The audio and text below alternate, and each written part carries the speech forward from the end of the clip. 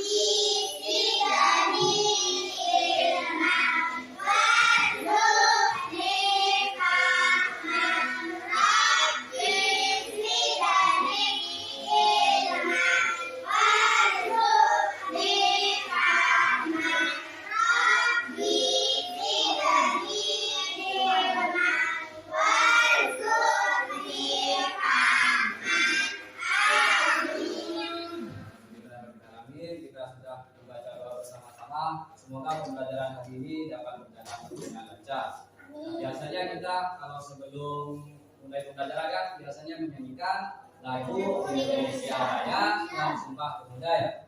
Nah, mari kita menyanyikan Indonesia Raya bersama-sama ya. Sebelumnya Bapak ada videonya biar tambah semangat. Nah ya. Ini sama-sama. Dengar.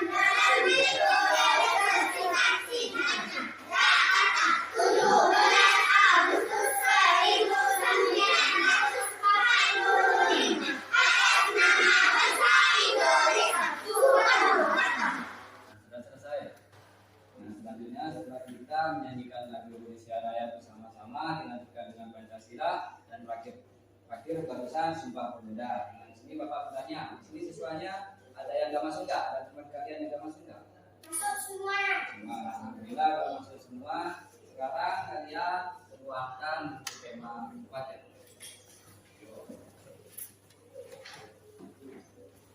Sudah? Belum? Sudah. Buka halaman 1.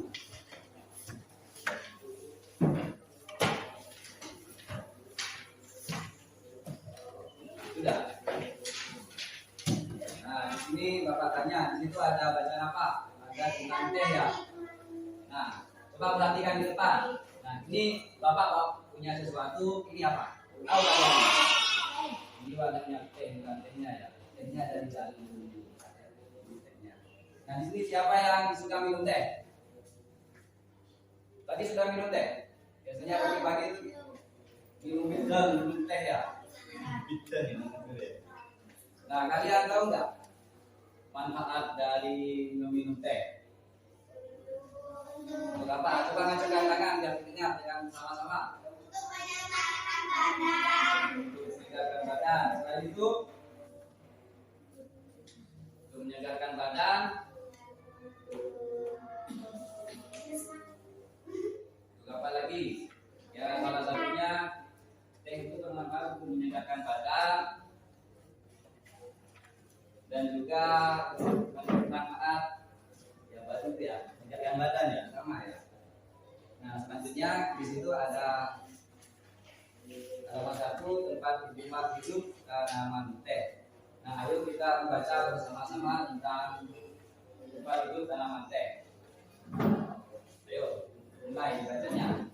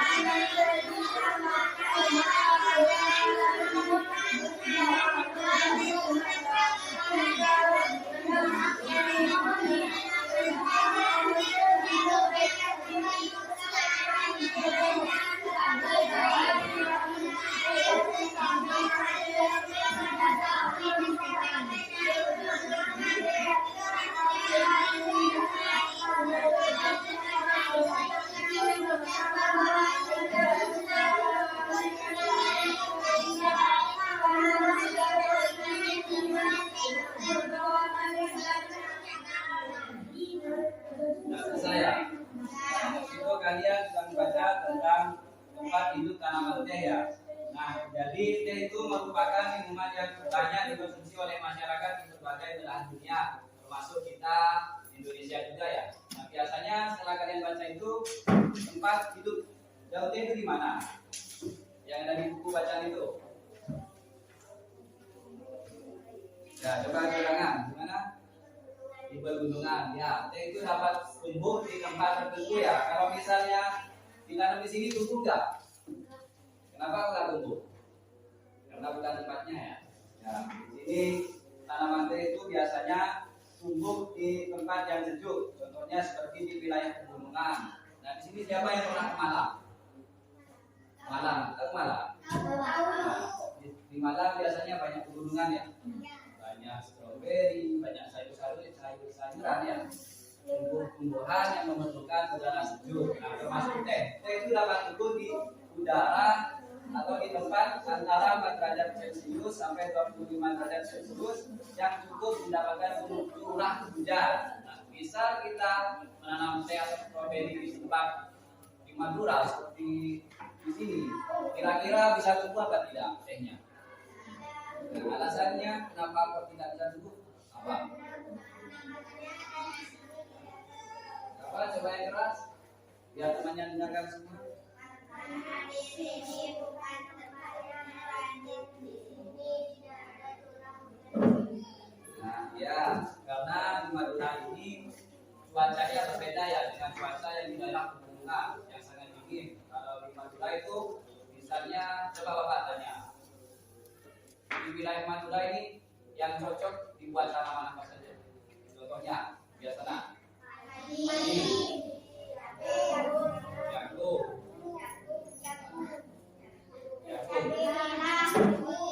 Nah, ingat siapa jadi talon? Yang punya talon siapa? Nah, siapa nama kamu? Ira. Mira. Nanti Bapak di kebunnya. Nanti jago. Zanto.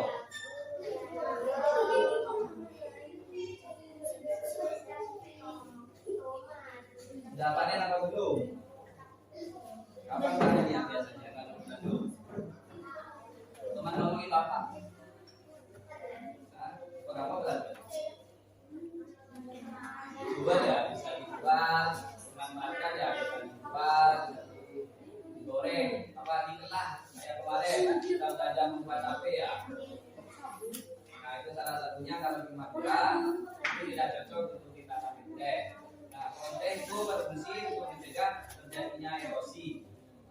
Tanaman teh yang tanam sejajar rapi dengan jarak 1 meter dapat menahan derasnya aliran air sehingga tanah tidak terkikis terbawa air. Nah, kalian tahu erosi itu apa?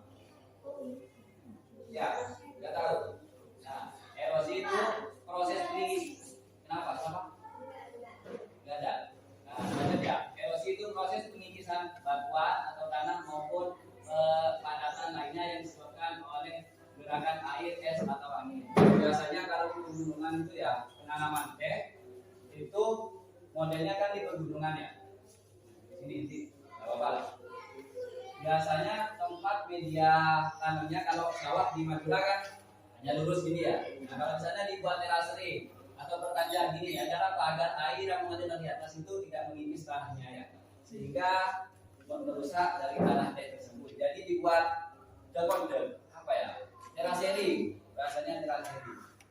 Biar kan pegunungan landai ya gini ya. Kalau gini kan airnya menampung, ya, jadi dibuat gini biar turun. Nah, itu kalau di pegunungan apapun yang ditanam tentunya dibentuk terasering atau kasih terkontrol gitu ya. Nah, di sini ada yang ditanyakan tentang tempat tumbuhnya teh atau hal yang lain.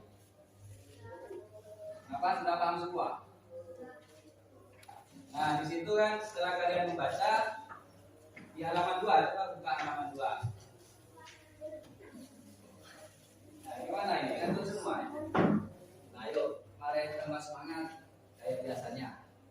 Masih ingat? Tepuk semangat. Nah, ayo, ikuti Bapak ya. Tepuk semangat.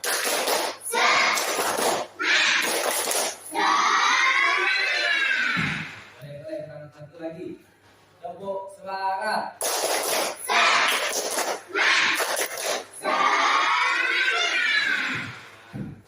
Semangat ya. Tepuk diam biasanya.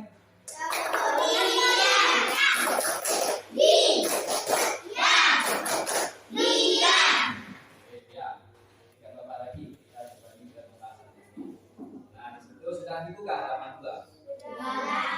Nah, setelah membaca teks di atas, kan ada di bawahnya ada beberapa pertanyaannya. Nah, ayo kita jawab bersama-sama ya. Nomor 1, di mana tanaman teh dapat tumbuh dengan baik? Acung.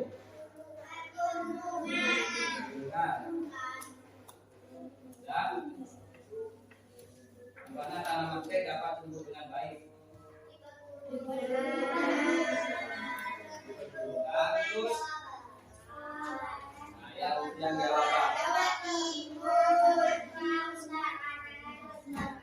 Nah, ya di situ itu Jawa Barat, Jawa Timur itu beberapa wilayah yang cocok untuk ditanami teh. Kan berarti di mana tanaman teh dapat tumbuh dengan baik? Teh dapat tumbuh dengan baik di daerah pegunungan dengan suhu antara 4 derajat Celcius dan 2 sampai 25 derajat Celcius. Dikeluarkan ya bukunya. Dan kalian tulis di bukunya. Kita bacakan bersama-sama. Buku ada di depan. Yang mana yang ini? Yang siapa ini? Ya, bagikan semuanya. Jangan rame-rame bagikannya.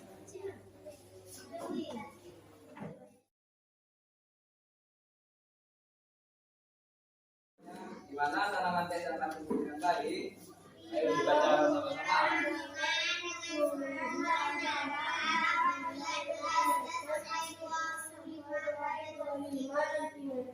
25 teh dapat tumbuh dengan baik di pegunungan dengan sampai antara suhu 14 derajat sampai 25 derajat Celcius. Nah, nomor 2, coba dibaca bersama-sama kembali.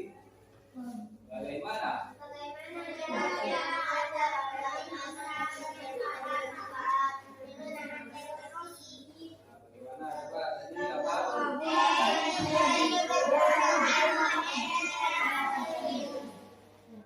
Yang terakhir, nomor 3, apa yang dapat kamu lakukan agar tanah yang digunakan menanam tetap subur? Diberi pupuk dan tanamannya disiram. Nah, setelah kita belajar tentang masalah perkebunan teh, tentunya kita harus menjaganya ya.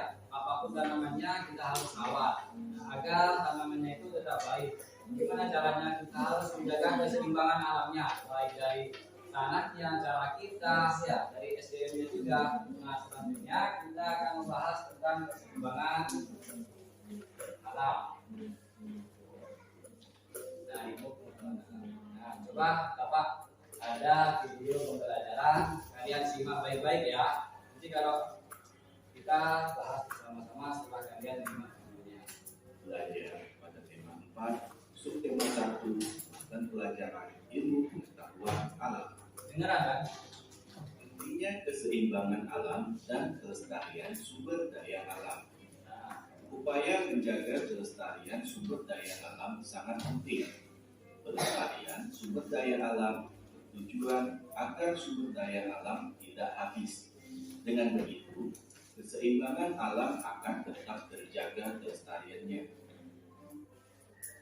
Usaha yang dapat dilakukan untuk melestarikan sumber daya alam. Yang pertama, penanaman kembali hutan yang telah mundur atau reforestasi.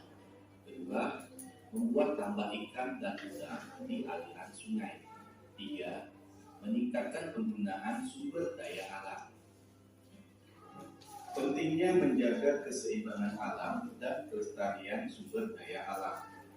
Yang pertama, mencegah terjadinya bencana alam seperti banjir, longsor, dan kekeringan.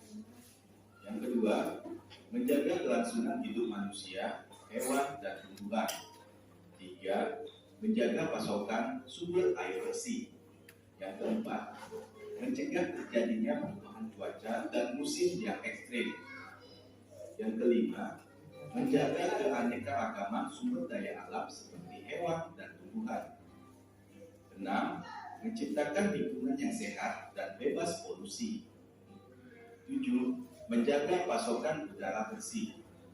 Yang kedelapan, menjaga ketersediaan sumber daya alam agar dapat terus dimanfaatkan.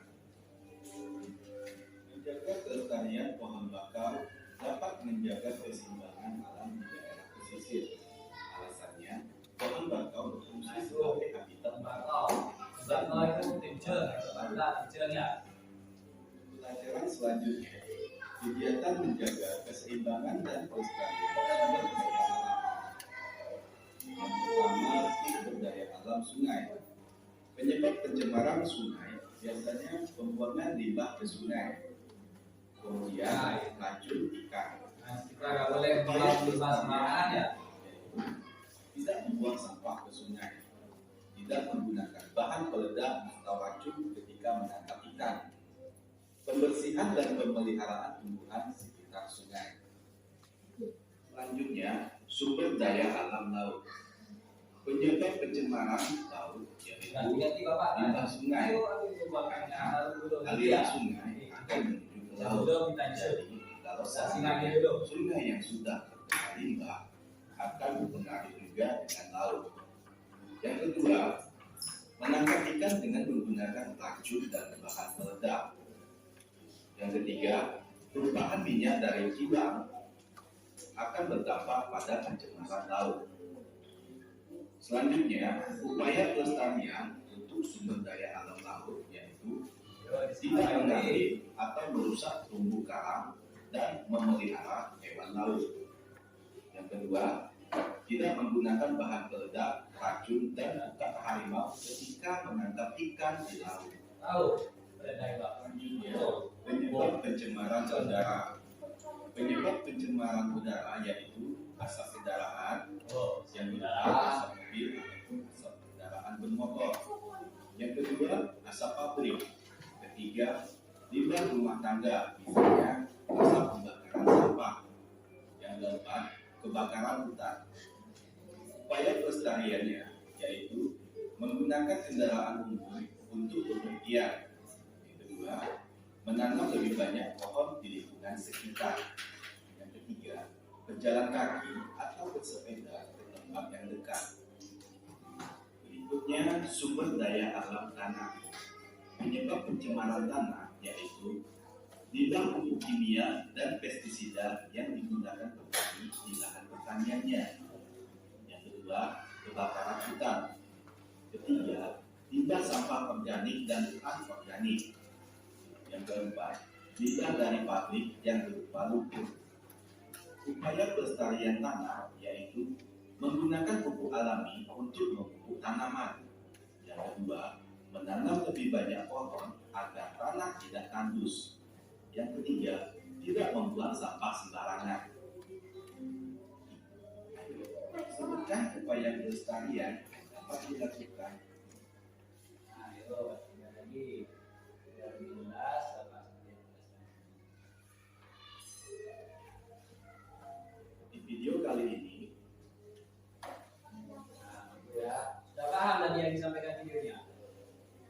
Nah, pentingnya keseimbangan alam dan kelestarian sumber daya alam. Upaya menjaga kelestarian sumber daya alam itu sangat penting. Kenapa? Sangat penting alasannya ketika sudah melihat videonya. Kenapa? Salah satunya yang tahu aja, setahunya kalian. Pegang tangan. Upaya kenapa menjaga kelestarian sumber daya alam itu penting. Nggak tahu ya? Nah, yuk disimak lagi. Kelestarian sumber daya alam, kebutuhan agar sumber daya alam tidak habis. Nah itu, lihat ya videonya. Ulang ya videonya ya. keseimbangan alam akan tetap terjaga kelestariannya. Usaha yang dapat Nah, itu usaha apa yang dapat kita lakukan untuk menjaga melestarikan sumber daya alam? Yang pertama, penanaman kembali.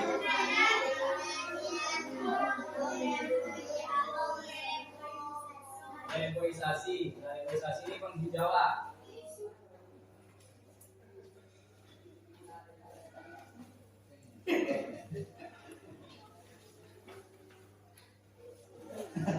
Ambil di sini ada, coba ambil di sini ada dulu. Jadi ya kembali lagi ya, topik ya. Usaha yang dapat dilakukan untuk melestarikan sumber daya alam. Yang pertama, penanaman kembali hutan yang gundul atau reforestasi, penghijauan. Nah, kenapa kita harus menjaga hutan?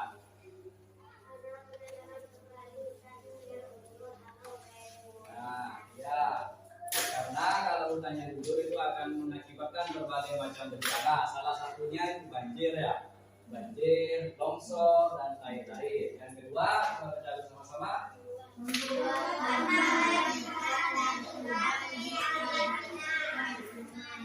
Kenapa? Kalau itu membuat tambah ikan dan aliran sungai, apa alasannya? Nah, karena aliran sungai itu mengalir ya, jadi biar ada kenapa? Kenapa? Di sini ada yang punya tambah udang? Gak ada. Kenapa biasanya? Tambah hujan ya biasanya deh. Kita sungai ya. Tambah hujan. Nah itu ya. Yang ketiga kita baca. Meningkatkan penggunaan pentingnya menjaga keseimbangan alam dan kelestarian sumber daya alam. Yang pertama, satu,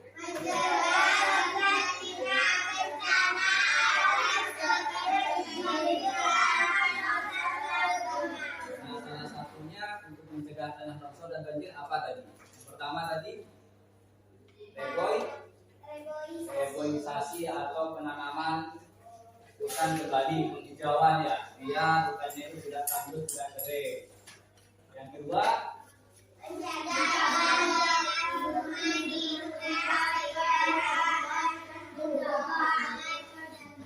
ya, menjaga kelangsungan hidup manusia, hewan dan tumbuhan. Yang ketiga, menjaga pasokan sumber air bersih. Tentunya kalau semuanya terjaga, semuanya seimbang antara hutannya banyak pohon-pohonnya, tentunya itu akan bermanfaat bagi tanah ya. Tentunya itu tanah itu akan menjadi lebih subur dan berefek kepada sumber air di bawah dalam tanah ya. Mereka pasokan sumber air bersih. Yang nomor 4, mari baca bersama-sama kembali.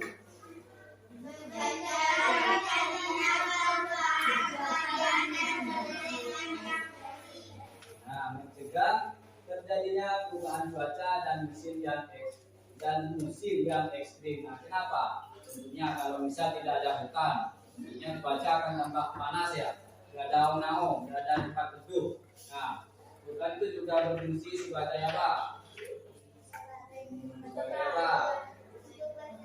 Ya, berteduh dan lain-lain banyak ya, untuk tempat tinggal hewan-hewan dan lain-lain. Nomor 6, menciptakan lingkungan yang sehat dan bersih. Nomor 7, menjaga pasokan udara bersih. Nah, dengan banyaknya hutan itu akan lebih mendapatkan oksigen yang lebih baik. Ya, contohnya di Kalimantan itu tempatnya hutan. Ya, tahu Kalimantan, Pulau Kalimantan. Nah, di sana itu banyak sekali hutan-hutan, berbeda di sini ya, banyak tumbuh tebang. Dan tetapi di sana di Kalimantan itu juga mulai banyak pengembangan liar yang mengakibatkan hutan gundul dan lain-lain, sehingga banyak terjadi tanah longsor. Akibatnya seperti tadi dijelaskan itu ya. Nah, yang ketujuh, menjaga pasokan udara bersih. Tentunya kalau lebih banyak hutan, udara akan lebih sehat dan oksigen lebih terjaga. Nomor 8, kita baca lagi.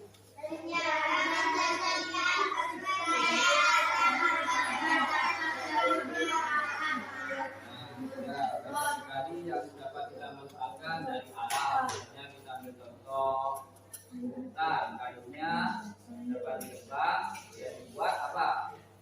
Buat rumah, ya peralatan rumah tangga atau lainnya ya. Akan tetapi kalau kita menebang hutan itu jangan sembarangan. Ya, setelah menebang hutan kita harus melakukan penanaman lagi agar hutan tidak gundul ya, dan bisa diganti. Jaga kelestarian pohon bakau dapat menjaga keseimbangan alam di daerah pesisir. Alasannya, pohon bakau berfungsi sebagai habitat makhluk hidup dan menahan ombak. Di sini ada yang tahu pohon bakau. Pohon bakau, pohon lecem. Ada yang pernah kita tambak atau tidak? Tambak. Biasanya kalau di pernah tahu pohon kakao, pohon tencel kalau nggak tahu. Tencel yang biasanya ada di pinggir laut itu loh. Ya yang tinggi, yang kayunya kayak ini. Nah ini kalau pohon kakao masih kecil ya, bentuknya seperti ini. Nah itu. Pohon bakau dapat menjaga keseimbangan alam di daerah dan menahan kegiatan menjaga keseimbangan dan kelestarian sumber daya alam sungai. Di sini ada sungai nggak di Bianya? Sungai apa? Ini di mana sungai di Bianya? Coba kita. Nama? Tambel ya, bukan sungai ya di Bianya. Ada sungai. Sungai apa? Tambel. Sungai. Di mana sungai? Di mana sungai di Bianya? Bukan salah. Ya di sana Burate gitu ya. Burate. Itu contoh sungai ya yang ada di sekitar sini di dekat-dekat daerah kita. Dan di sana ada sungai. Penyebab pencemaran yang biasanya kalian tahu apa? Ini.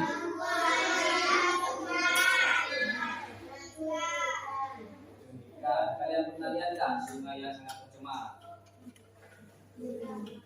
Apa? Biasanya kalau contohnya Labuan Timur lah, sana kan banyak orang membuang sampah sembarangan ya, lautnya juga merusak pemandangan dan lain-lain ya. Itu sangat tidak enak kalau dipandang. Racun ikan, nah, ini racun ikan ini kalau di sungai itu atau kalau di tempat nggak apa-apa karena punya kita sendiri ya. Tapi kalau di sungai itu jangan asal ngasih racun ikan ya, nanti semua bisa mati di habitat sungai ini ya. Tapi sungai itu bermacam-macam hewan yang ada. Tapi tinggal dalam satu anak-anak kecilnya, anak apa, buduk-buduknya, telur-telurnya itu juga racunan. Jadi kan pas habis anak-anaknya. Jadi jangan sembarangan memasukkan racun ikan. Kalau ditambah gak apa-apa karena punya kalian sendiri. Karena memang ada obat racun ikan buat tambahnya. Nah, bagaimana upaya untuk mencegah hal tersebut? Nah, yang pertama, kita belajar sama-sama.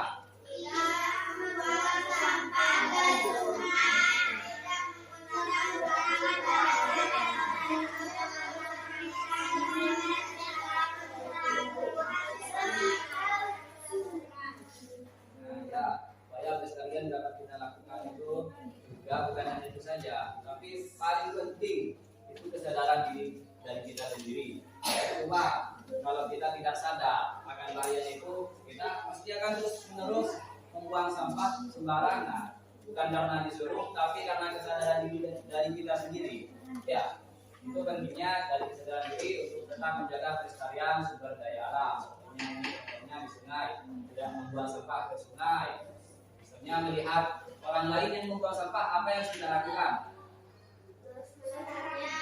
Harus menahannya, harus mencegahnya, dan harus gimana cara, misalnya kamu membuang sampah di sungai, ketemu ini gimana? Coba tegur dengan baik maksudnya. Wah, betul. Ya, dengan buang sampah di situ itu ya tidak menggunakan bahan peledak atau racun. Jadi contohnya racun ikan ya. Jadi contohnya pom. Pembersihan dan pemeliharaan tumbuhan di sekitar sungai. Misal ya, di suatu keadaan kalian melihat sungai kotor, banyak plastiknya. Apa yang harus kalian lakukan? Membersihkan. Mau membersihkan sungai di sana? Mau aku ya? Nah, ya. Ya, kita harus mulai dari kesadaran diri kita ya. Betul. Tadi setelah sungai, sekarang laut. Penyebab pencemaran, coba dibaca bersama-sama.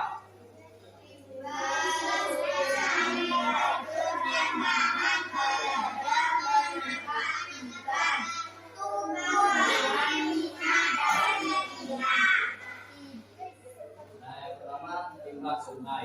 Nah, tadi begini alurnya. Kan sebelum laut itu yang pertama itu sungai ya. Nah, misalnya sungai itu sudah tercemar, air sungai itu mengalir ke laut, jadi lautnya juga ikut tercemar karena juga dari sungai di awal tadi itu ya. Nah, yang kedua racun dan bahan peledak menangkap ikan.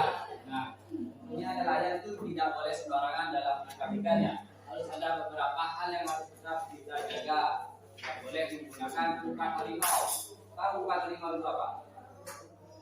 Apa? Waktu itu kan Bapak sudah jelaskan. Dari yang sangat besar. Nah itu dilarang ya. Tapi masih banyak juga nelayan-nelayan kita masih menggunakan itu. Akibatnya kalau kita masih menggunakan umpan harimau itu dapat merusak habitat alam di bawah air. Kenapa? Perhatikan Bapak. Perhatikan cara sendiri. Nah, kenapa? Karena dapat merusak terumbu karang dan semua ikan yang terperangkap di jaring itu masuk, baik yang kecil, yang besar. Kalau yang besar nggak apa-apa. Tapi kalau yang kecil kan sudah bisa dipegang dia, maksudnya ya. Akan kasihan. Jadi jangan menggunakan umpan harimau, pakai yang biasa-biasa saja ya. Pasti ada yang dapat dipegang hal tersebut. Nah, selanjutnya nomor 3, tumpahan minyak dari kilang. Paham maksudnya? Nah, biasanya itu di samudra di tengah laut itu ada kapal berlayar. Di sini siapa bapaknya yang alajel? Berlayar. Berlayar. Kalau berlayar, bapaknya berlayar. Di mana? Di Bali. Nah, ya. Biasanya kalau berlayar itu yang sering terjadi sama kapal yang membawa minyak mentah. Kenapa kau bawa minyak kapal? Karena nambangnya minyak itu di tengah laut ya. Yang bensin itu dari tengah laut semua, penambangan Pertamina itu ya. Itu akibatnya di tengah laut cara kita menambangnya. Nah, cara menambangnya kita menggunakan kapal. Piston. Tahu ya bapak lagi maksudnya intinya penambangan itu di tengah laut kalau minyak. Nah, jadi yang dimaksud perubahan minyak dari kilang itu biasanya kapalnya terjadi kecelakaan. Kapalnya kebetulan membawa muatan minyak. Nah, akhirnya tumpah di laut. Jika tumpah di laut, kan minyak itu tidak bersatu ya sama air ya. Jadi tidak gitu. Pernah lihat minyak air? Tidak bersatu ya. Nah, itu juga mengakibatkan pencemaran laut ya. Supaya yang dapat kita lakukan adalah ada 2, sudah dibaca.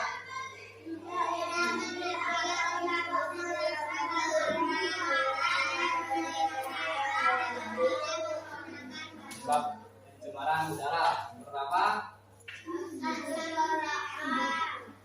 pabrik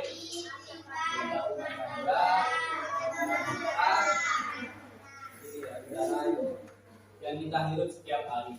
Bagaimana kalau tercemar? Tentunya akan menyebabkan penyakit hal lain ya. Diakibatkan oleh asap kendaraan, asap pabrik, limbah rumah tangga, dan kebakaran hutan. Nah, upaya apa saja yang dapat kita lakukan untuk menjaga udara tetap baik atau segar? Yang pertama, coba dibaca.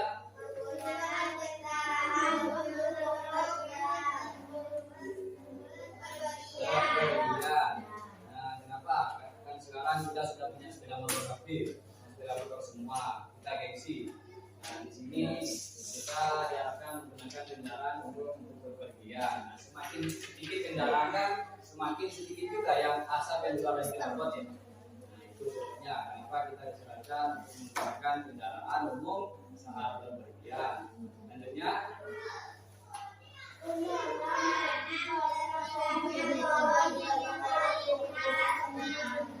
menanam lebih banyak pohon di lingkungan sekitar. Kayak tadi itu ya, melakukan penghijauan karena semakin banyak pohon tentunya akan membuat udara tambah sejuk. Ketiga, berjalan kaki atau bersepeda ke tempat yang dekat. Teman-teman semua peran. Pencemaran tanah. Pertama, limbah pupuk kimia dan pestisida. Nah, tadi seperti Bapak jelaskan, menanam agar tanaman tetap subur, limbah pupuk kimia. Nah, ini limbah pupuk kimia ini yang berbahaya. Kalau limbah kayak teman sapi itu tidak apa-apa ya. Karena limbah pupuk kimia ini mengandung bahan-bahan berbahaya yang dapat merusak tanah. Jadi kita nggak apa-apa menggunakan, tapi jangan berlebihan ya. Tetap ada batasan dan aturannya. Limbah kebakaran hutan. Misal kebakaran hutan, tentunya kalau di sana tanahnya akan apa? Akan hitam ya. Limbah sampah organik dan anorganik. Limbah dari pabrik yang berupa lumpur. Nah, upaya pelestarian yang dapat dilakukan untuk mencegah tersebut apa saja? Coba dibaca.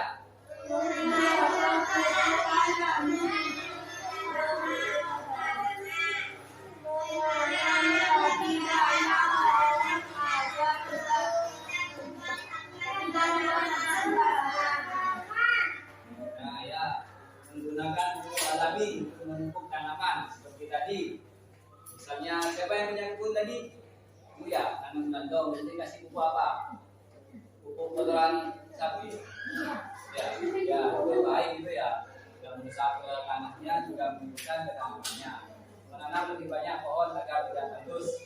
Tadi reforestasi, penghijauan, tidak membuang sampah sembarangan. Nah, itu penting. Menyebabkan pencemaran terjadi pertanyaannya upaya penanam lebih banyak.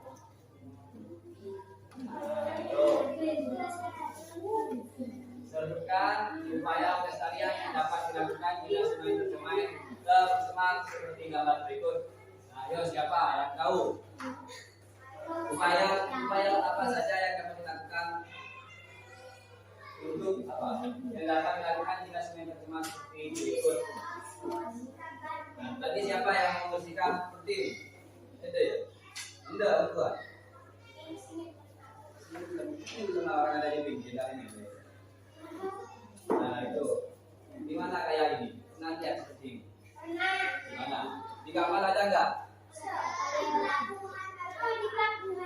Di Labuan. Sungai kayak ini. Yang ini ya, Tanjung Jati ada. Ya kayak ini ya, Tanjung Jati Sungai saya Tasik. Nah, sebuah tuh ada model kayak itu. Banyak plastiknya ya. Nah, warga kita ini aneh. Kalau Bapak pernah lihat kalau di Labuan Timur itu yang menyebabkan sampahnya itu memang dibuang di sana. Karena itu apa? Karena kurang kesadaran diri dari kita. Karena itu pentingnya kesadaran diri. Percuma pemerintah melarang membuang sampah sembarangan, didenda seperti ini. Tapi kalau kita sendiri nggak sadar, ya percuma. Ya. Nah ini kilangnya tadi ini. Nah, ini tempat penambangan minyak. Apa? Pabrik apa ya? Bahasa biar kalian paham ya. Ini pabriknya, pabrik yang buat ngambil minyak, buat menambang minyak, ya bensin. Nah ini ada di tengah laut. Tengah laut ini. Kalau di Madura itu di sampah ada di sini. Kayak ini. Tapi itu nggak ada di pinggir-pinggir, ada di tempat laut dalam, samudra. Sebutkan, nah ini apa ya? Minyak yang tumpah dari kilang minyak atau kapal yang nyelam ya, yang rusak. Nah ini minyak sama laut itu tidak bersatu, akan menyebabkan pencemaran laut. Nah ini berbahaya ya. Kalau misalnya ikan ini gimana? Dipancing sama juga. Kita makan ikan yang makannya minyak. Nah, pada rumah ya. Sekalian yang dapat dilakukan jika laut perumahannya seperti berikut apa? Supaya agar untuk mencegah terjadinya pencemaran laut lah juga ini biar kalian paham. Supaya untuk mencegah pencemaran laut. Jadi apa saja? Saya masih ingat. Coba. Ya coba.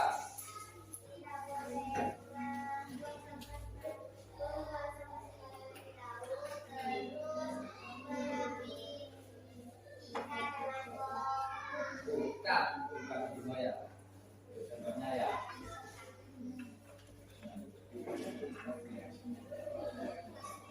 Nah, ada yang mau kita tanyakan lagi? Nah, ini.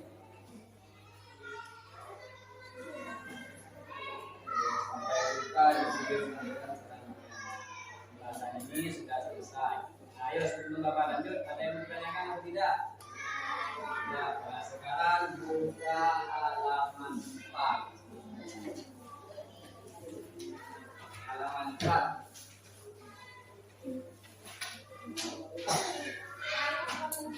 Nah, itu kan ada kotak-kotak ya. Dan ini tadi Bapak sudah jelaskan ya. Kelompok 1, kelompok 2, kelompok 3. Nah ini, ya.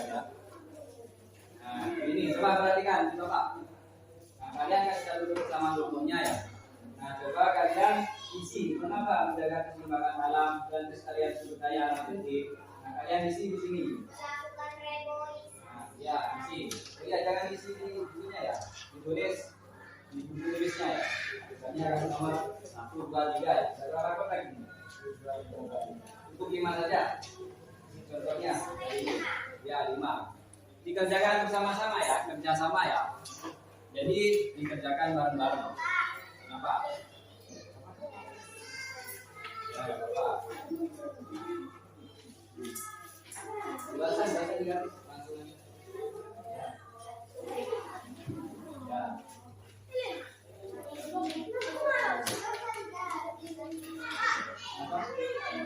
Apa? Baca langsung isinya ya. 5 saja. Jadi kalau satu kelompok jawabannya sama, jadi kerjasama saling bantu ya, sendiri-sendiri ya. Misalnya saling mengungkapkan pendapatnya, jangan hanya satu orang yang mengatakan. Apa? 5 saja, 5. Gak usah ditulis jawab apa mana dulu?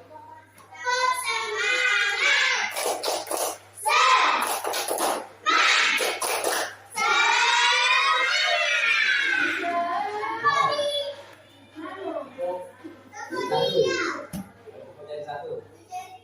Yo, 1, 2, 3.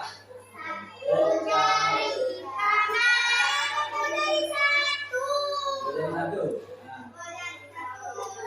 Yo, yo, ya gitu.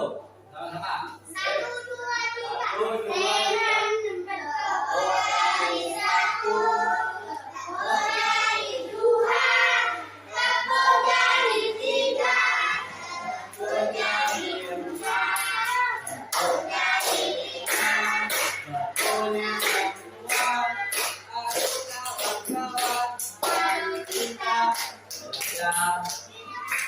Ulang boleh sama-sama.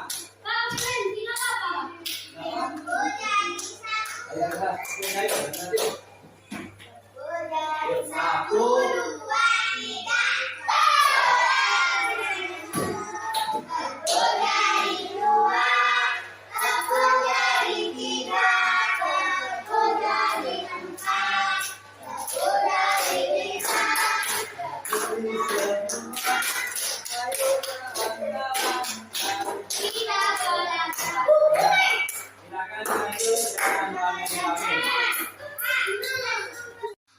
Nah, sudah selesai semua pengerjaannya. Nomor 1 sudah. Sudah. Nah, yuk biar tambah semangat lagi, kita janjian lagi untuk dari 1 ya. Yuk. 1. Bersama-sama ya, yang semangat. 1, 2, 3.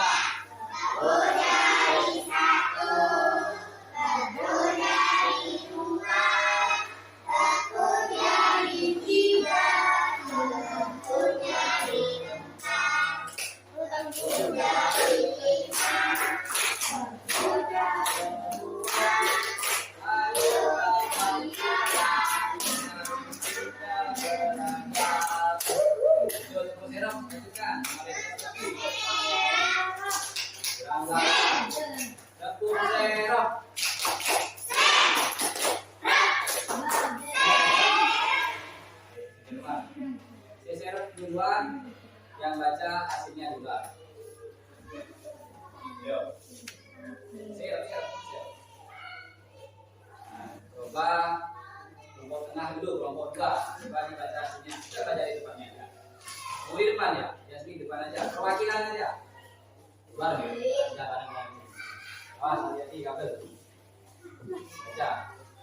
Buku Di sini. Nah, ya, biar gak otak. Coba. Sini. Nah, sini. Ya, apa kamu belum aja? Di sini. Oh, ya. Iya, semuanya satu-satu. Baca.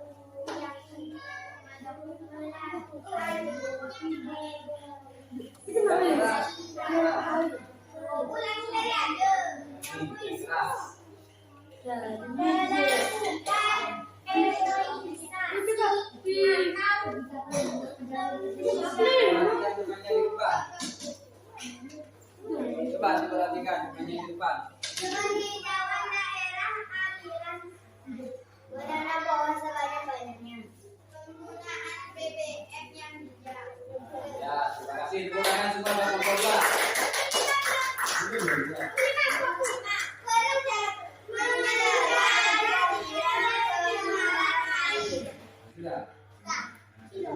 bukan kelompok dua yang penting bukan.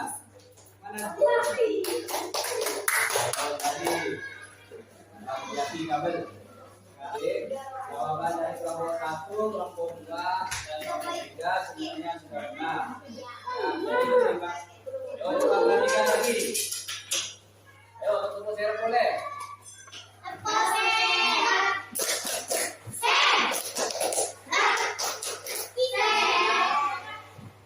Depan. Sini Bapak mempunyai media pembelajaran PPT interaktif tentang jenis-jenis pekerjaan kelas 4. Nah, coba perhatikan. Jelas ya? Nah, ini jenis-jenis pekerjaan. Ini ada beberapa poin. Yang pertama, petunjuk, yang penjelasan, indikator. Tetapi kita langsung saja untuk mempersingkat waktu, langsung ke tujuan pembelajaran. Langsung ke materi dulu ya. Nah, kita klik materinya. Seandainya ada referennya semua, lebih seru main. Ya, sekarang nggak apa-apa karena masih terbatas. Ayo perhatikan semuanya di depan. Ayo perhatikan. Nah, kita klik materi. Dia tanya tangan dia. Nah, ini. Kita klik materi. Akan tampil. Nah, ini dia itu. Nah, efek. Nah, gambar apa itu? Materi pelajaran jenis-jenis pekerjaan. Nah, ada menu pekerjaan, jenis-jenis pekerjaan, kemampuan yang harus dimiliki. Nah, barang dan jasa. Nah, di sini kita akan membahas dua jenis pekerjaan ya. Yang pertama ada pekerjaan jasa dan pekerjaan pekerjaan. Nah, klik yang pertama tentang pengertian pekerjaan. Ini ada pengertian ya, tapi tidak terbaca karena cahaya. Pengertian pekerjaan. Kita klik, dia akan kumpul. Timbul. Apakah kau tahu apa itu pekerjaan? Nah, ya. Apa itu pekerjaan? Pekerjaan adalah coba baca sama-sama.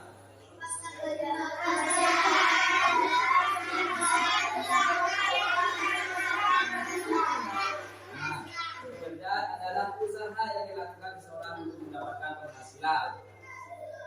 Nah, selanjutnya next.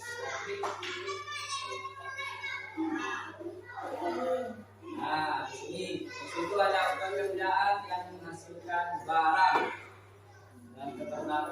Contohnya ya, adalah pekerjaan yang menghasilkan sesuatu barang yang bisa digunakan oleh seseorang. Itu ada apa dan ada apa saja?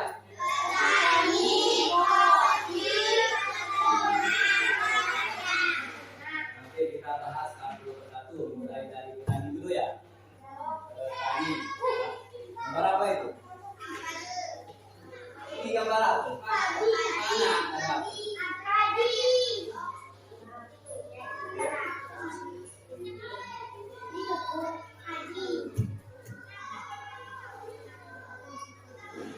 Nah, itu gambar petani. Petani adalah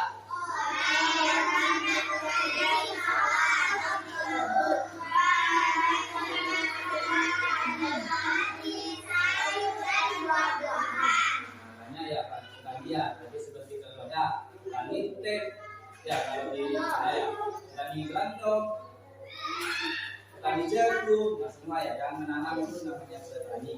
Barang yang dihasilkan adalah seperti buah-buahan, sayuran dan lain-lain. Nah, selanjutnya itu apa gambar apa itu? Ya. Kalian itu perhatikan sendiri ya.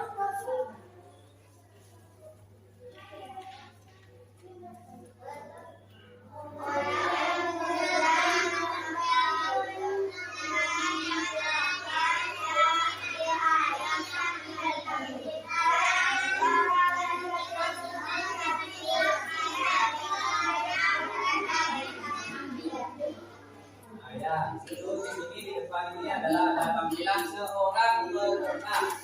Nah, peternak adalah orang yang bekerja mengembangbiakan hewan seperti ayam, sapi, dan kambing. Barang yang dihasilkan seperti susu, sapi, telur, ayam, daging, dan kambing.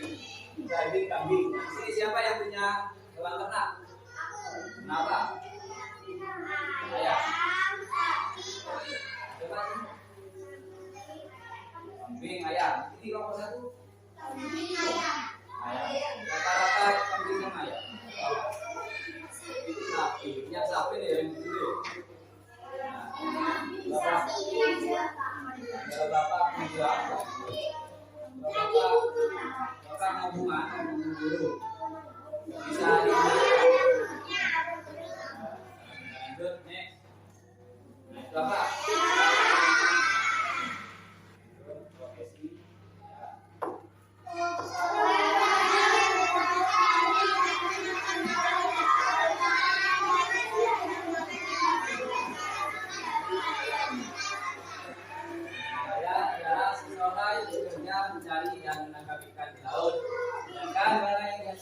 seperti macam ikan segar.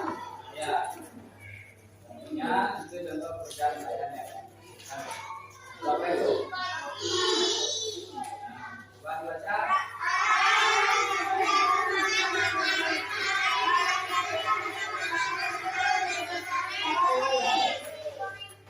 Koki adalah orang yang bekerja membuat makanan, barang yang bisa dihasilkan seperti contoh makanan soto, goreng, pecel.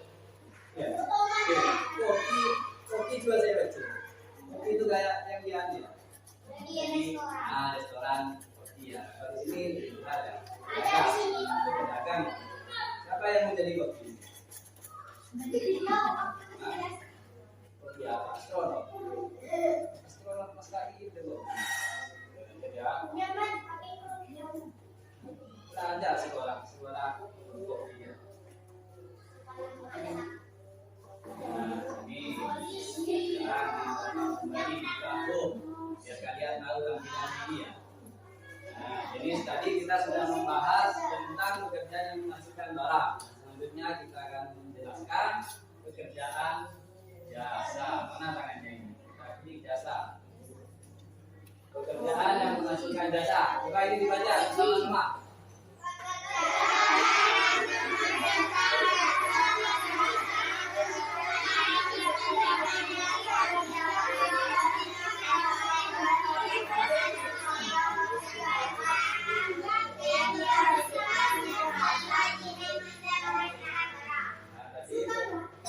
Pekerjaan yang menghasilkan jasa. Tadi kita sudah membahas pekerjaan yang menghasilkan barang. Contohnya seperti tadi itu ya. Pekerjaan yang menghasilkan jasa adalah suatu pekerjaan yang dimana dari hasil pekerjaannya bisa dinikmati dan dirasakan orang lain. Nah, contohnya apa saja itu? Ada 4 poin. Nah, oke, kita lanjut. Nah, ini dulu ada penjelasannya. Yuk, tepuk siap boleh.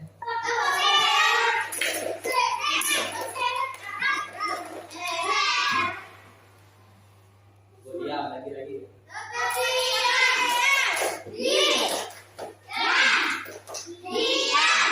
Semangat dulu kata Mas Kala.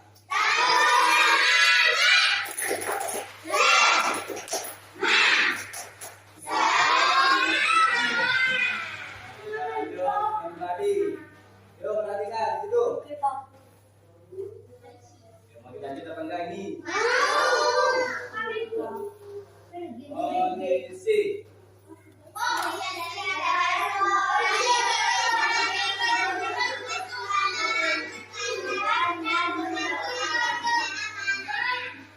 Siapa yang pengen jadi polisi? Kita. Polisi. Ya, di polisi jadi tentara dan lainnya. Nah, sini apa ini? Dokter adalah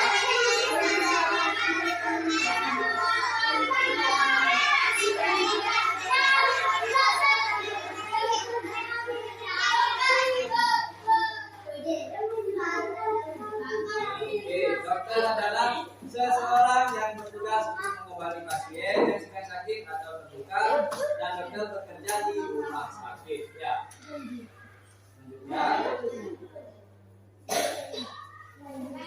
Selanjutnya guru.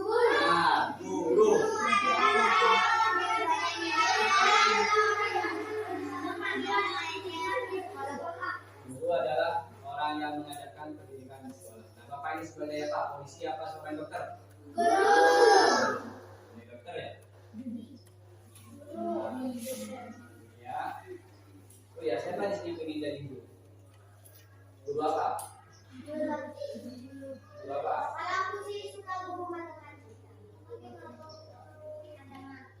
Ya, semoga yang ingin menjadi guru semoga dikasihkannya kepada semua ya. Nah, itu montir, bukan bengkel.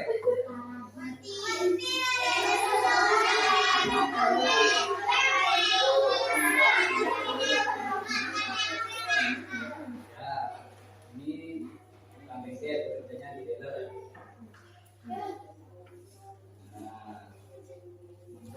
dibutuhkan dalam pekerjaan.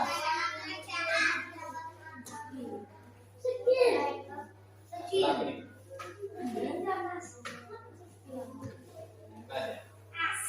Bahasa sendiri ya. Nah, kemampuan yang dibutuhkan dalam pekerjaan. Nah, dalam bidangnya tadi seperti polisi, tentara, petani, nelayan, tentunya ada kemampuan yang harus kita miliki atau skill yang harus dimiliki. Kalau kita menjadi seorang polisi, tapi kita tidak mempunyai skill. Kalau kita menjadi seorang astronot, tapi kita tidak tahu astronot itu seperti apa, gimana ya kita? Nah, jadi kita dibutuhkan kemampuan atau skill yang dibutuhkan dalam pekerjaan. Yang pertama harus memiliki pengetahuan, memiliki skill, memiliki dapat bekerja sama seperti tim. Nah, ini poli dapat bekerja sama ya. Memiliki sikap jujur, ini yang paling penting. Karena kejujuran itu yang utama. Cuma kelihatan. Tunggu bapak tutup ya.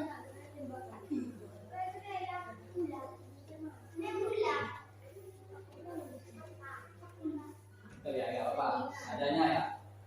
Nah, sikap jujur ini paling penting. Karena buat apa? Kalau kita pintar tapi tidak jujur. Banyak orang pintar tapi kita kekurangan orang jujur.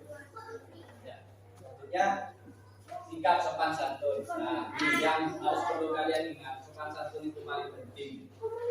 Karena adab sama ilmu itu lebih tinggi adab. Paham maksudnya? Cuma kalian sungguh, tapi kalian tidak punya adab, tidak punya tata krama. Nah, yang paling penting itu kalian kalau punya adab, kalian akan dihargai sama masyarakat. Tapi kalau meskipun kalian pintar, kemudian kalian polisi, tapi tidak punya adab ataupun adab, yang diperhatikan, yang dipandang sama masyarakat. Ya. Dan tidak boleh memiliki sikap pantang menyerah. Nah, kita klik pengetahuan, apa itu pengetahuan?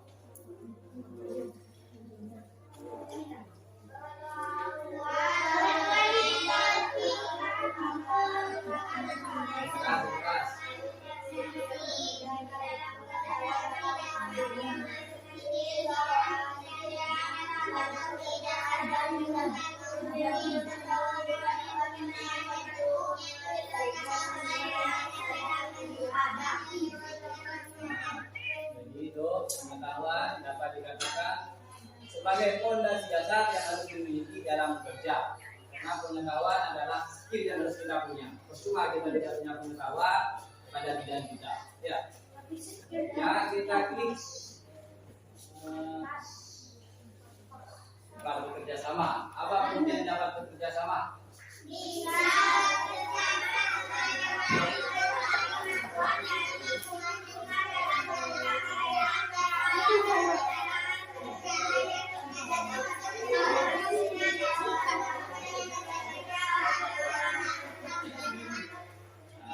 Tentunya kita dalam bekerja harus bisa bersikap dapat bekerja sama. Kemudian memiliki sikap jujur. Nah, jadi kejujuran itu sangat penting.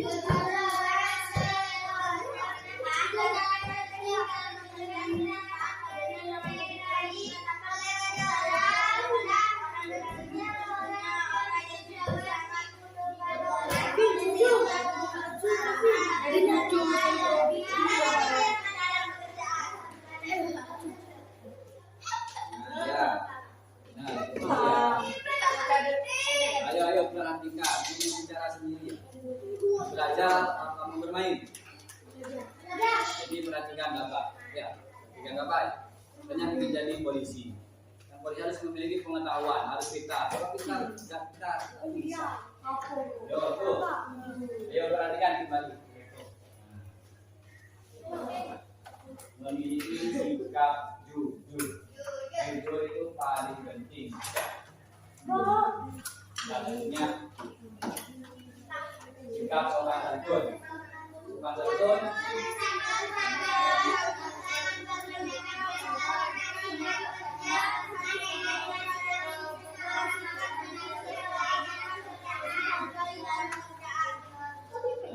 kalau seseorang memiliki sikap sopan santun dalam pekerjaan, tentunya akan dihargai dengan rekan kita saat bekerja. Ya.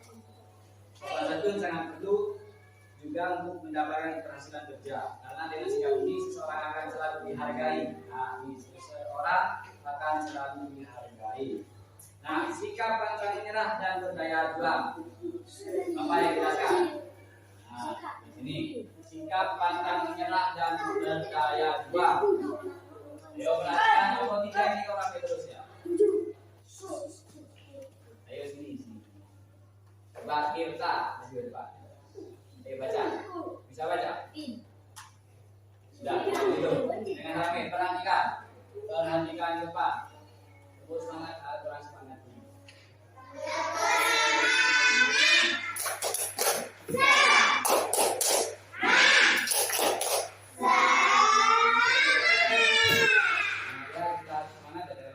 Belajar ya.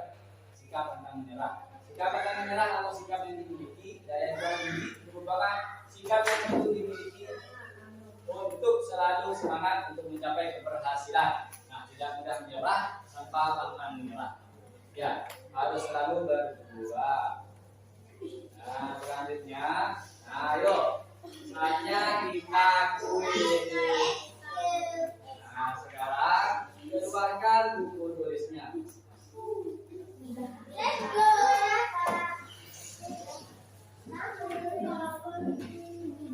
Yo, keluarkan sudah. Sudah ya. Sudah. Ini kan kelompok, tapi tetap mengerjakan di buku masing-masing. Oke? Sudah. Nah, saatnya kita kuis. Kita klik let's go. Kita mulai. Nah, jadi nanti akan timbul pertanyaan.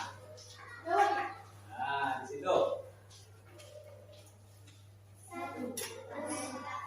Jangan rame-rame ya. Buat kelompok kalian sendiri. Dan ini ada pertanyaan. Nah, ini pilihan ganda. Kalian tulis saja jawabannya bila misal nomor 1 jawabnya A. Tapi ditulis juga ini A atau B saja. Itu ya. Jangan jawabannya tapi ditulis A profesional. Ya. Ini kita bahas. Gak usah kasih jawabannya. Yo, isi. Itu loh.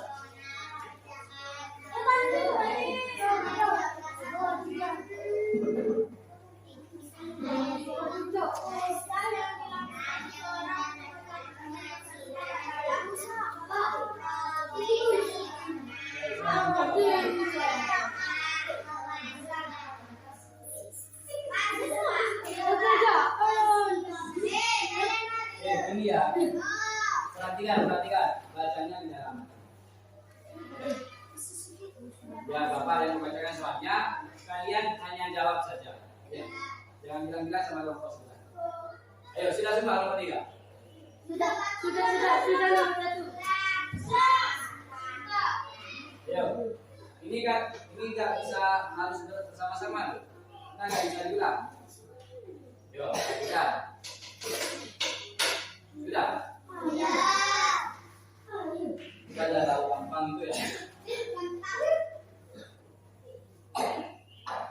Sudah ya? Ulang. Ini tulis bagian dari rekam semua. Sudah ya? Sudah, kemudian ya.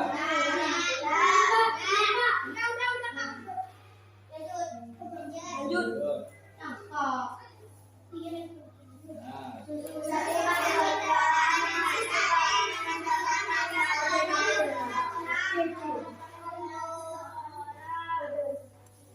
Nah.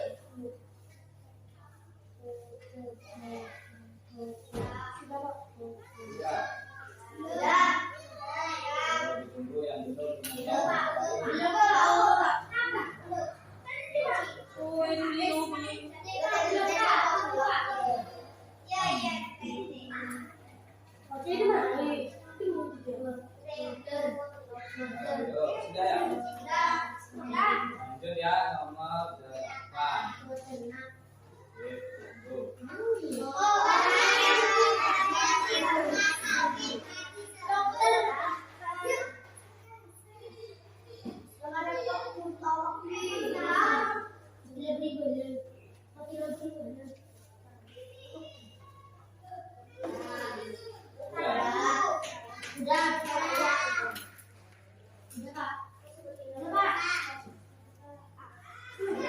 sembilan ya.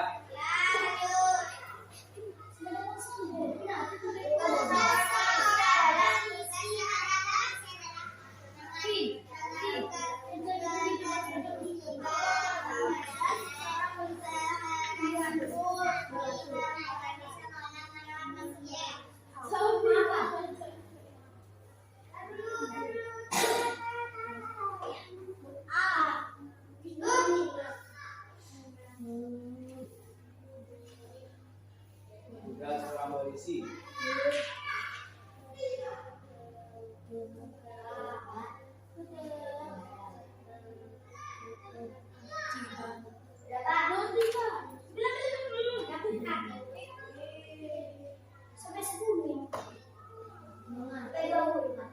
Ya, ya.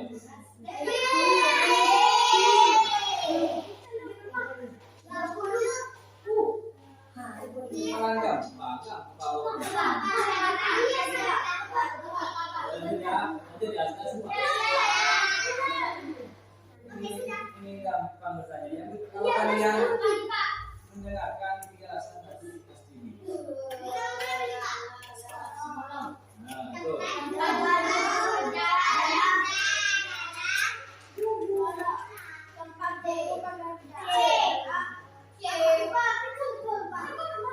Nah, ini Bapak kasih tulisan biar kalian nggak bingung. Ini ya. Ini tempat apa ya? Kandang apa kandang? Peternak. Tuh. Nah, ini sekolah. Ini tahu kan? Apa ini? Polisi ya? Ya, nah ini kan gambar ya, kasih tulisan ya. Ini feel dulu.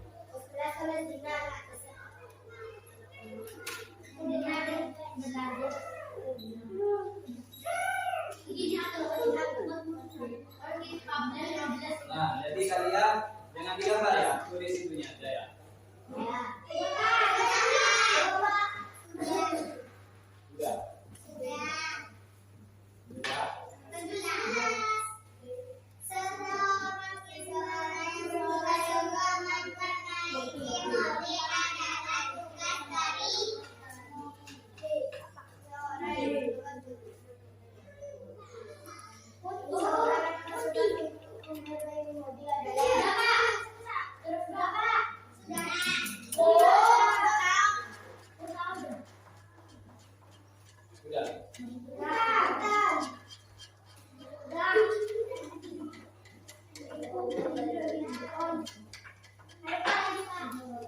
Lanjut ya.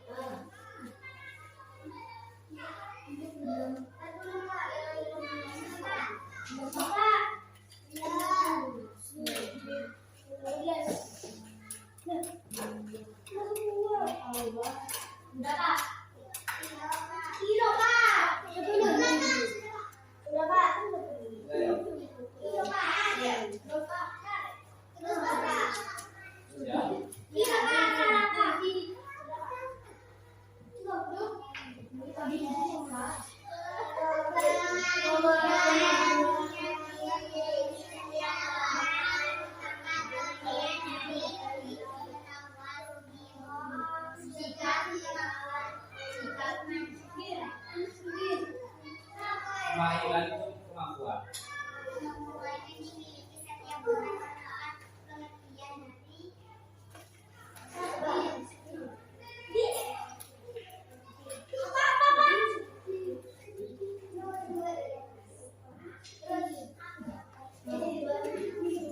Nah, mudah itu masyarakat saya sudah menjelaskan masih paham ya.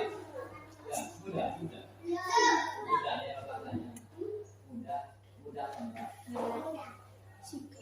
Kita kerjakan sama-sama ya, kelompok ya. Saling bekerja sama, saling menggunakan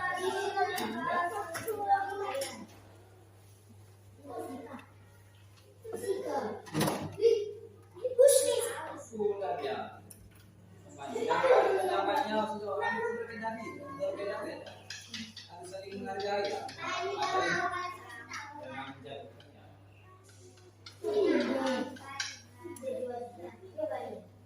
Sudah. Sudah ya.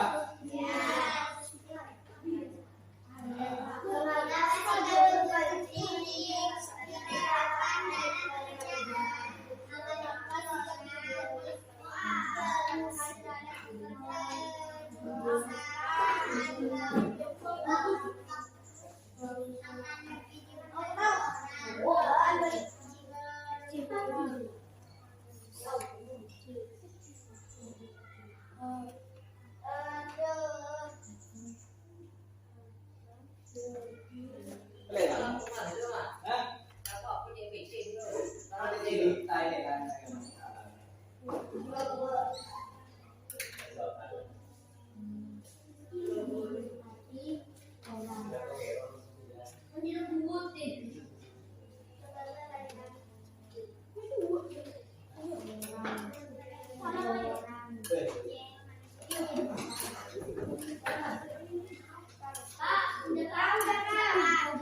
Sudah. Sudah.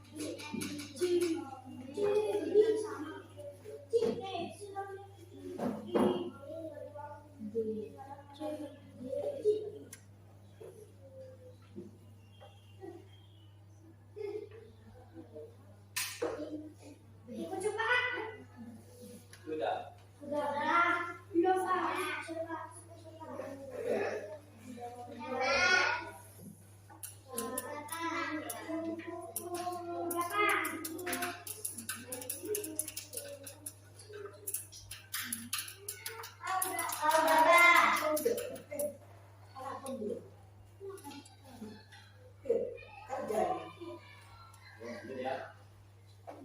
Sudah sampai 15 ya.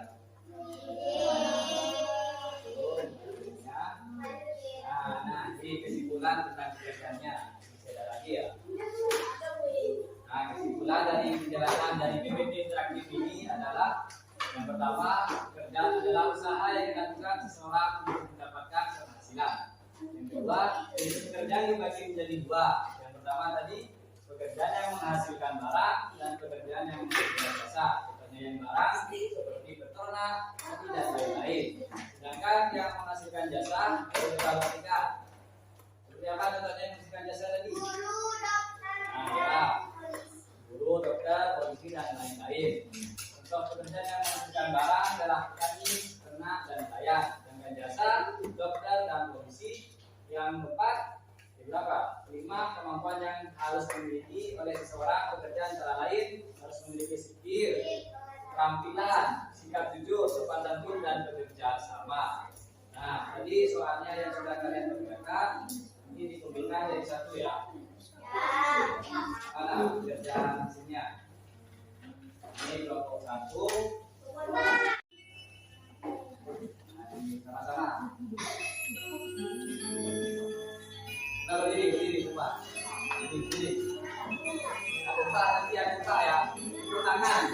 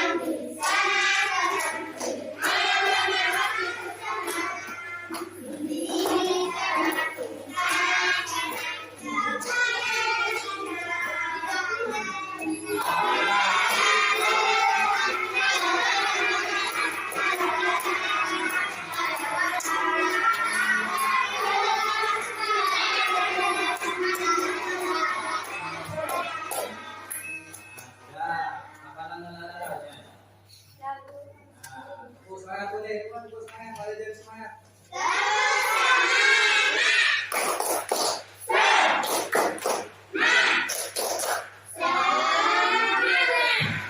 Lalu diam, biar semuanya diam. Diam dengan musirnya. Tepuk.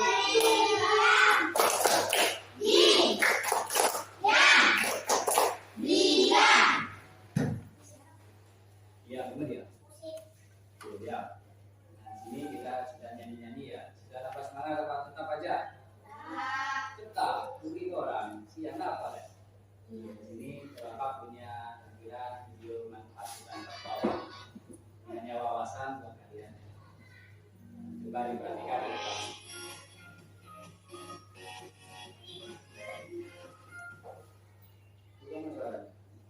Assalamualaikum warahmatullahi wabarakatuh. Mari kita mulai belajar lagi ya bersama Ibu. Bapak ya, bukan Ibu ya. Di video kali ini, Ibu akan mengajarkan pembelajaran tematik tema 4 untuk anak kelas 4 sekolah dekat hutan bakau. Nah, ini Ranger, bakal.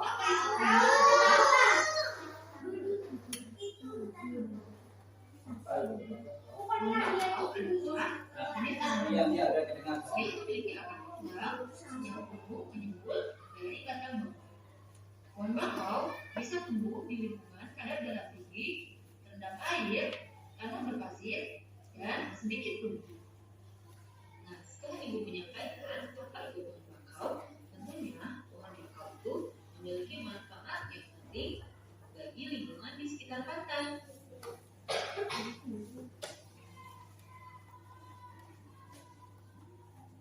Ya.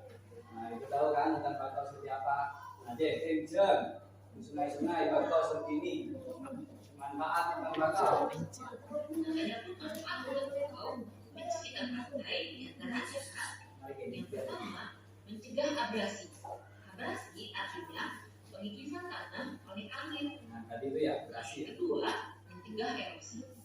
Dan manfaat hutan bakau yang ketiga mencegah intrusi air laut. Intrusi air laut merupakan kondisi di mana air laut masuk ke dalam pori-pori bebatuan dan mencemari air tanah. Manfaat hutan bakau yang keempat yaitu dijadikan sebagai tempat hidup satwa. Yang kelima membantu pembentukan pulau dan yang terakhir dijadikan sebagai tempat pariwisata oleh masyarakat. Itu tempat pariwisatanya. Setelah kita mengenal manfaat dari hutan bakau, tentunya kita perlu melestarikan hutan bakau supaya hutan bakau itu tidak rusak dan tetap lestari.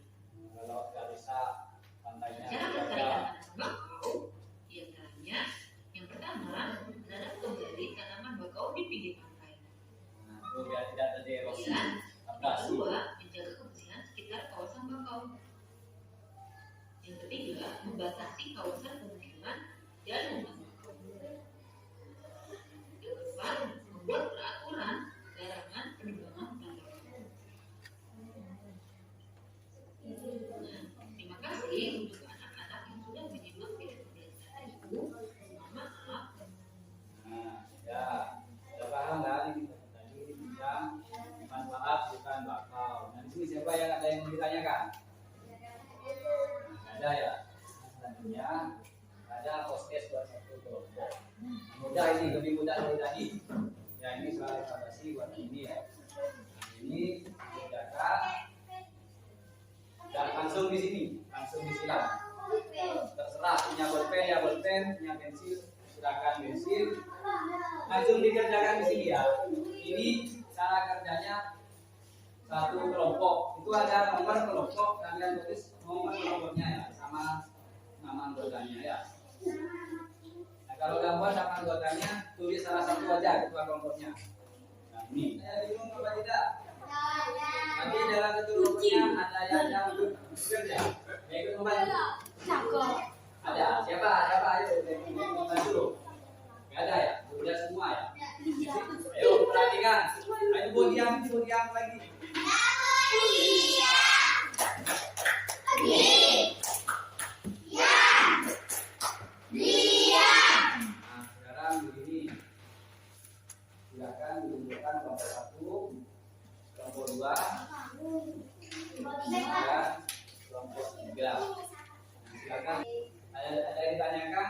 hal hari ini pembelajaran ini? Ya, alhamdulillah. Kalau sudah tidak ada, kalian tadi sudah belajar tentang bagaimana proses pembuatan teh, jenis-jenis pekerjaan dan manfaat bukan bakau. Jadi kesimpulannya pada hari ini kita harus bekerja sama dalam satu tim ya. Harus memanfaatkan, menjaga keseimbangan alam. Yang ketiga, harus saling bekerja sama. Ya. Kita duduk. Nah, jadi pembelajaran hari ini sampai di sini. Kurang lebihnya jika ada yang ditanyakan silakan ditanya. Sudah cukup Bapak belum? Nah, alhamdulillah untuk menutup pembelajaran hari ini silakan bukunya dimasukkan bukunya masing-masing. Ada kan? Oke, mari. Alhamdulillah pembelajaran hari ini kita sudah selesai. Nah, mari kita jadi satu lagi. Mas terakhir. Bapak ada permainannya ini. Jadi dipimpin jadi satu lagi sebelum pulang.